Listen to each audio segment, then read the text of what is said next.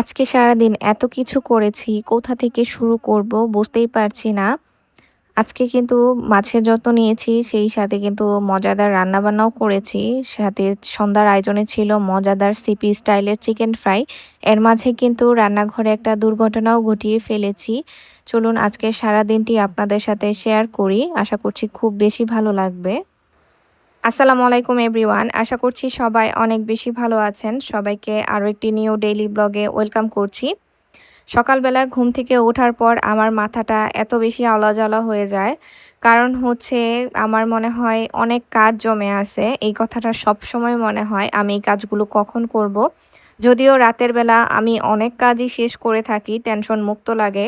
কিন্তু তারপরেও মনে হয় যেন কাজগুলো পড়েই আছে। আমি যে আগে কোনটা শুরু করব সেটাই বুঝে উঠতে পারি না। তবে ধাপে ধাপে কাজগুলো শুরু করে দেই। যদিও ভোরবেলা উঠে আমার কাজ করার অভ্যাস নেই, এর জন্য হয়তোবা এই সমস্যাটা আরও বেশি পড়ি আমি। সকাল থেকে শুরু করলে কাজগুলো অনায়াসে হয়তোবা শেষ হয়ে যেত। যেহেতু ঘুম থেকেই ওঠা হয় দেরি করে, ইহানের বাবা অফিসে যাওয়ার পর ওকে নাস্তা খাওয়িয়ে আমি আবার শুয়ে থাকি। তখন আমার মনে হয় না একা আমার কোনো কাজ করতে ইচ্ছে করে। সারাদিন তো বাসায় আসলে একাই থাকি, কিন্তু কেন যেন তখন আমার কোনো কাজই করতে ইচ্ছে করে না। তবে যেদিন ভালো লাগে সেদিন ভোরবেলায় কাজ করে ফেলি সব। সকালে ঘুম থেকে ওঠার পরেই আমার একটা কাজ থাকে, সেটা হচ্ছে গাছে পানি দেওয়া। এটা আমি কখনোই মিস করি না। যেহেতু ইদানিং অনেক বেশি রোদ উঠে, বেশ গরম। আর গাছের গোড়ার মাটিগুলো কিন্তু একদম শুষ্ক হয়ে থাকে। এর জন্য উঠেই আগে পানি দিয়ে নেই। আর ইদানিং তো বেশ বৃষ্টিও হচ্ছে। তবে ঘুম থেকে ওঠার পরে আজকে দেখেছি আকাশে অনেক রোদ ছিল। পরে ভাবলাম যেহেতু আজকে বৃষ্টি হবে না, পানিটা দিয়ে নিই। আর ঘরের যে ইনডোরের গাছগুলো সেখানেও আমি কয়েকটা গাছে পানি দিয়ে নিলাম। কিন্তু এরই মধ্যে দেখলাম কি আকাশে অনেক মেঘ করেছে, ঝুম বৃষ্টি নামবে। তখন মনে হচ্ছিল কি মানে গাছে পানি কেন দিলাম? আমি সবসময় চেষ্টা করি যেদিন আকাশে মেঘ থাকে, বৃষ্টি হবে, সেই দিন গাছে পানি না দেওয়ার চেষ্টা করি। তো যাই হোক, আজকে তো পানি দিয়ে ফেলেছি। আর এখন আমার কিচেনে কিন্তু অনেক কাজ জমে আছে, সত্যি কথা যেটা। এটা মানে কি বলবো, রাতের বেলাতেই ইহানের বাবা মাছ আর মুরগি নিয়ে আসছিল। তো এগুলো আমি সবসময় চেষ্টা করি যখন আনে সাথে সাথে ক্লিন করার। কিন্তু তখন না আমার ভালো লাগছিল না। এজন্য আমি ফ্রিজে ওইভাবেই রেখে দিয়েছিলাম। পরে বলেছি যে সকালবেলা এগুলো ক্লিন করে নিব। এখানে ৩টা মুরগি আনা হয়েছে। একটা লেয়ার মুরগি আনা হয়েছে। আরেকটা মানে ৩ টাইপের মুরগি আনা হয়েছে। ৩টা মুরগি বললে ভুল হবে। আর বাকি রোস্টের মুরগি, রোস্ট খাওয়ার জন্য মুরগি আনা হয়েছে। এর জন্য ৩টা মুরগি আস্তই এনেছে। আর বাকি একটা মুরগি ফার্মের মুরগি নিয়ে এসেছে। ইহান চিকেন ফ্রাই খাবে, বেশ কয়েকদিন ধরেই বায়না করছিল। পরে বললাম যে ঠিক আছে, তাহলে ওর জন্য একটা ফার্মের মুরগি নিয়ে আইসো। আর এখানে রোস্টের পিস করে আমি মুরগিগুলো কেটে নিচ্ছি। তারপরে আমি এগুলোকে আস্তে আস্তে ধুয়ে নিব। সবসময় তো মুরগি কেটে আনা হয়, কিন্তু আজকে উনারা কেন যেন মুরগি কেটে দেয় নাই। আমি বলেছিলাম মুরগি কেটে আনার জন্য, যে রোস্টের পিস করে ৩টা মুরগি আর বাকি ফার্মের মুরগিটাও কেটে আনার জন্য বলছিলাম। আর লেয়ার মুরগিটা তো এমনিতেই শক্ত হয়, সেটা বলেছি কেটে আনার জন্য। কিন্তু এটা দেখে আমার তো খুবই বিরক্ত লেগেছে। ভালো হয়েছে যে বাকি মুরগিগুলো কেটে দেয় নাই। উনাদের পিস করার সিস্টেম একদমই বাজে ছিল, যেটা আমার একদমই পছন্দ হয়নি।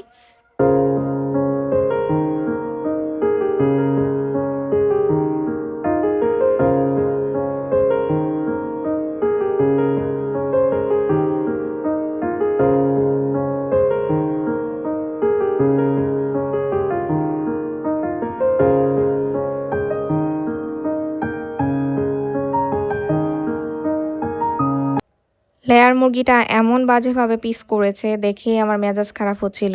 এটা যে কোন জায়গার কোন পিস আমি সেটাই বুঝতে পারছিলাম না। রান যে কোনটা বা রানের পিস কোনটা সেগুলো খুঁজে পাচ্ছিলাম না। আর মনে হচ্ছিল বাসায় যদি কোনো গেস্ট আসে ওনাদের সামনে তো এই টাইপের পিস দেওয়া যাবে না, মানে এই মুরগিটা আর রান্নাই করা যাবে না, এত বাজে অবস্থা। তো যাই হোক, ইহানের বাবা আসার পরে বলছিলাম এরকম যে অবস্থা করেছে। আর সব মুরগি ধুয়ে আমি এখন প্যাকেট করে নিয়েছি। আর এখন মাছটা ক্লিন করে নিব। এখানে একটা কাতলা মাছ নিয়ে এসেছে ইহানের বাবা। কাতলা মাছটা অনেক ফ্রেশ ছিল। আসলে ঢাকাতে না মাছ খাওয়াই কষ্টজনক অবস্থা। তাজা মাছ পাওয়াই যায় না। ঈদের আগে একটা মাছ নিয়ে আসছিল, রুই মাছ, ইহানের বাবা। সেটা ভালো পড়ে নাই। ও সবসময় দেখেই মাছ কিনে, কিন্তু তখন যে কেন তাড়াহুড়া করে মাছ কিনছে আমি জানি না। তো যাই হোক, কিছুই করার নাই। সেই মাছ খাচ্ছি, প্রায় শেষ পর্যায়ে চলে আসছে এতদিনে। কি করব আসলে, টাকা দিয়ে কিনে তো আর ফালানো যায় না। তো এদিকে আমি হচ্ছে মাছও প্যাকেট করে ফেলেছি, সবকিছু প্যাকেট করেছি, এখন ফ্রিজে রেখে দিব। আর এদিকে দেখলাম যে ঝিরিঝিরি অলরেডি বৃষ্টি শুরু হয়ে গিয়েছে। আর একটু পরেই দেখি অনেক ঝুম বৃষ্টি নেমেছে। তবে বললাম না যে যেদিন বৃষ্টি হয় সেদিন গাছে পানি দিই না। আর আজকে হচ্ছে বৃষ্টিটা আমার ব্যালকনিতে আসে নাই, আজকে হচ্ছে সোজা বৃষ্টি পড়ছিল। আর এদিকে দেখেন রান্নাঘরে একটা দুর্ঘটনা ঘটেই যেত। আমি হচ্ছে এইগুলো ক্লিন করে, মাছ মুরগি ক্লিন করে, একটু বৃষ্টি পড়ছিল সেখানে যে বসছিলাম, আমার গরম লাগতেছিল অনেক। আর চুলাতে না অল্প হচ্ছে পাতিলে দুধ ছিল, সেটা বসিয়ে গিয়েছিলাম। আইসা দেখি এত বাজেভাবে পুড়েছে, যখন গন্ধ বের হয়েছে তখন আমি দৌড় দিয়ে রান্নাঘরে যাই, যেয়ে দেখি এই অবস্থা। একটু হলেই হচ্ছে মানে একদম দুর্ঘটনা ঘটে যেত। আর এখন আমি এটাকে ক্লিন করব, পাতিলটা একদম বাজেভাবে পুড়েছে, তার জন্য হুইল পাউডার দিয়ে মানে ডিটারজেন্ট পাউডার দিয়ে তারপর চুলাতে বসিয়ে দিয়েছি। আর এদিকে আমি হচ্ছে চিকেন ফ্রাই বানাবো আজকে সন্ধ্যায়, এর জন্য হচ্ছে চিকেনটা ম্যারিনেট করে রেখে দিব। প্রথমে হচ্ছে আদা রসুন বাটা দিয়েছি, সাথে টমেটো সস দিয়েছি, সয়া সস দিয়েছি, সাথে ওয়েস্টার সস দিলাম। এখন সামান্য পরিমাণে গোলমরিচ দিয়ে নিচ্ছি। আর যেহেতু সসগুলোতে লবণ থাকে এর জন্য লবণের পরিমাণটা একটু বুঝেই দিতে হবে, খুবই সাবধানে। আর যেহেতু 3 পিস মুরগি এর জন্য পুরোটা ডিম আমার লাগবে না, ডিমটা ফেটে আমি যতটুকু প্রয়োজন সেইটুকু নিয়ে নিয়েছি আর কি, বাকি লাগলে আমি পরে দিব। এখন এটাকে আমি ম্যারিনেট করে এভাবেই ফ্রিজে রেখে দিব। আর এখন হচ্ছে যেহেতু দেরি হয়ে গিয়েছে অনেকটা, এর জন্য হচ্ছে রান্নাবান্নার প্রিপারেশনও তো নিতে হবে। আর এখন আমি হচ্ছে আজকে মাছ রান্না করব ধুন্দুল দিয়ে। আমি না ধুন্দুল রান্না করলে না একদম সবুজ রেখে রান্না করার চেষ্টা করি। সেই টিপসটা আজকে আপনাদের সাথে শেয়ার করব যে ধুন্দুলের কালার নষ্ট না করে কিভাবে আপনারা তরকারিটা রান্না করতে পারেন। আমি জানি অনেক আপুরাই পারে, যারা পারে না তাদের উদ্দেশ্যেই বলবো। ঠিক এই পর্যায়ে এসে আমার সকল ভাই আপুদের কাছে একটা রিকোয়েস্ট থাকবে, সবাই যেন লাইক দিয়ে আমার ভিডিওটি দেখা শুরু করে। সেই সাথে কিন্তু অবশ্যই কমেন্ট করে জানাবেন আজকের ভিডিওটি কেমন লেগেছে। কালকে আমি এত বেশি ব্যস্ত ছিলাম যে আমি কোনো আপুর সহজে ভিডিও দেখতেই পারি নাই। তবে ইনশাল্লাহ ভিডিও সবারটাই দেখে নিব। সবার ভিডিও দেখতে আমার কাছে খুব বেশি ভালো লাগে, কারণ এক একজনের ভিডিওর স্টাইল হচ্ছে এক এক রকম। অনেক কিছু শেখার আছে, আসলে শেখার তো শেষ নাই। আর অনেক আপুরা দেখি খুবই মজার মজার রেসিপি শেয়ার করে, যেটা দেখে না আমার মাঝে মাঝে ইচ্ছা করে যে আমিও রান্না করব। তবে আমি অনেক রেসিপি অলরেডি ট্রাই করি। আমি সবসময় চেষ্টা করি যে আমি পার্সোনালি আগে কোনো একটা রেসিপি হচ্ছে নতুন যখন রান্না করি তখন সেটা আগে নিজে হচ্ছে ট্রাই করে নিই, তারপর আমি আপনাদের সাথে শেয়ার করি। আর এইদিকে হচ্ছে যে পাতিলটা পুড়েছে আমি সেটাকে বলক উঠিয়ে তারপরে হচ্ছে রেখেছিলাম কিছুক্ষণ, পরে সেটাকে কিছুক্ষণ ঘষা মাজা করেছি। কিছুটা উঠেছে, পরে দেখলাম আমি আবারও একটু গরম পানি করে বসালে হয়তো বা কাজে আসতে পারে। এই জন্য আমি আবার ডিটারজেন্ট পাউডার দিয়ে চুলাতে আবারও বসিয়ে রেখেছি। আর এইদিকে কিন্তু আমার মাছ ভাজাগুলোও কমপ্লিট হয়ে গিয়েছে।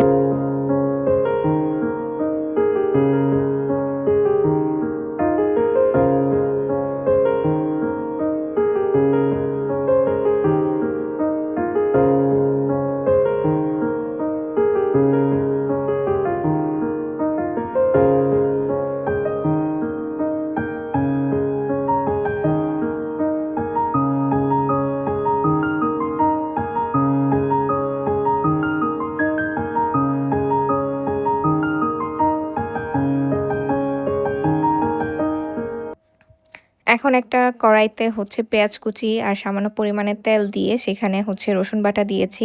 মাছে আমরা হচ্ছে আদা বাটা খাই না, কারণ মাছেতে আদার ফ্লেভারটা ভালো লাগে না আমার কাছে। আর এখানে হচ্ছে আমি বাকি গুঁড়ো মশলাগুলো অ্যাড করে দিচ্ছি।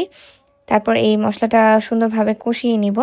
তারপর শুরুতে আমি এখানে যেহেতু আলু আর ধুন্দুল দিয়ে মাছটা রান্না করব, আর ধুন্দুল তো একদমই হচ্ছে তাড়াতাড়ি রান্না হয়ে যায়, মানে সিদ্ধ হয়ে যায়। এর জন্য আলুটা আমি আগে সিদ্ধ করে নিব হালকা করে। আর চেষ্টা করবেন আলু দিয়ে ধুন্দুল রান্না করলে আলুটা আগে রান্না করার জন্য। যদি একসাথে রান্না করেন তাহলে কিন্তু ধুন্দুলের কালারটা নষ্ট হয়ে যাবে, কারণ আলু সিদ্ধ হতে তো অনেক বেশি সময় লাগে। যখনই আপনারা আলুটা বেশি সিদ্ধ করতে যাবেন তখন কিন্তু ধুন্দুলটা বেশি রান্না হবে। আর ধুন্দুল হচ্ছে বেশি রান্না করা যাবে না, আর বেশিক্ষণ রান্না করলেই সেটার কালারটা বেশি নষ্ট হবে। আর সেই সাথে আরেকটা টিপস হচ্ছে ধুন্দুল রান্নাতে কম হলুদ ব্যবহার করবেন, বেশি হলুদ দিলেও কিন্তু কালারটা নষ্ট হয়ে যাবে। মশলার পরিমাণটাও একটু কমই দেওয়ার চেষ্টা করবেন, যেমন জিরা এগুলো হচ্ছে তরকারি কালারগুলো একটু কালচে করে ফেলে। আর দেখেন আমি ঘষা মাজা করে ঠিক এইটুকুই হচ্ছে পরিষ্কার করতে পেরেছি। কোনো আপু যদি জেনে থাকেন আসলে কিভাবে পুরা পাতিল ক্লিন করতে হয় আমাকে একটু সাজেস্ট করবেন কমেন্ট করে, কারণ আমি এর চাইতে মানে অন্য উপায় আমি কোনো জানি না আসলে। যদি ভালো কোনো ওয়ে থাকে যে আমি পাতিলটা একদম সুন্দরভাবে ক্লিন করতে পারবো, তাহলে অবশ্যই কমেন্ট করে আমাকে জানাবেন, আমাকে একটু সাহায্য করবেন, তাহলে আমি অনেক বেশি খুশি হব। এই যে রান্না করে ফেলেছি অলরেডি, আপনারাও জানাবেন কমেন্ট করে যে আমার রান্নাটা কেমন হয়েছে। এখন হচ্ছে সন্ধ্যাবেলার ভিডিও। এইদিকে ইহানের বাবা হচ্ছে রাজশাহী থেকে আম নিয়ে এসেছে। ও আসলে রাজশাহীতে যায় নাই, আর এক কলিগ নাকি হচ্ছে বাগান কিনেছে, সেখানে আমের বাগান, আম গাছের বাগান আর কি। তো সেখান থেকেই অর্ডার দিয়েছে, পরে সে নিয়ে এসেছে।